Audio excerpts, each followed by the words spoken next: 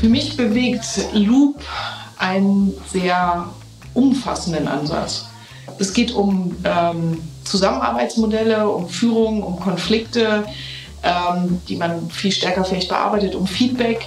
Die Telekom hat auch eine sehr alt eingesessene DNA und da hat Loop sich halt einfach extrem gut angeboten, weil ich halt sozusagen das so customizen kann, dass wir die Altwelt immer noch bedient bekommen und trotzdem diesen Ansatz aber verfolgen. Für uns hat der Loop Approach oder macht der Loop Approach deswegen Sinn, weil es gibt keinen, der sagen kann, wie das Warnsystem der Zukunft aussehen muss. Deswegen müssen wir ganz viele Experten zusammenbringen, die selbst organisiert das Warnsystem der Zukunft entwickeln, die ihre Innovationen reinbringen, und dafür brauchen wir einfach flache Hierarchien, schnelle Entscheidungswege, schnelles Prototyping, was man mit dem Loop Approach, mit dem selbstorganisierten, agilen Mindset, was da entsprechend dahinter steckt, gut umsetzen kann. Das Wort, was immer wieder fällt bei den Veränderungen durch Loop, ist Selbstorganisation. Das finde ich, oder selbstorganisiert, sehr, sehr wichtig. Und dann auch eine reflektierte Organisation, die sich selbst hinterfragt und guckt, ob die Prinzipien stimmen, diese weiterentwickelt und auch guckt, ob Prozesse stimmen und Zusammenarbeitsmodelle stimmen. Und das auch immer wieder in einen Kreislauf bringt und verbessert.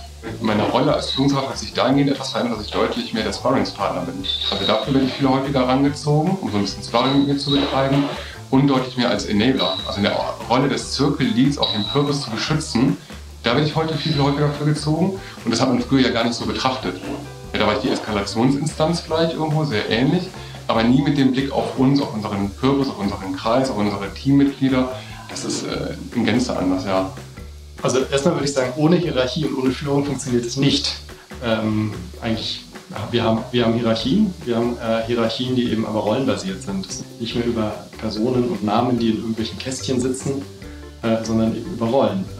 Und das erleben wir auch, dass das mit einer wachsenden Organisation und mit einer sehr komplexen Aufgabe, wo alle irgendwie zusammenarbeiten müssen, um zu einem Ziel zu kommen, dass das sehr, sehr wichtig ist. Und das ist genau das Spannungsfeld. Wie viel Selbstorganisation kann man wo zulassen und wie viel Hierarchie und auch Führungsrollen brauchen wir eigentlich?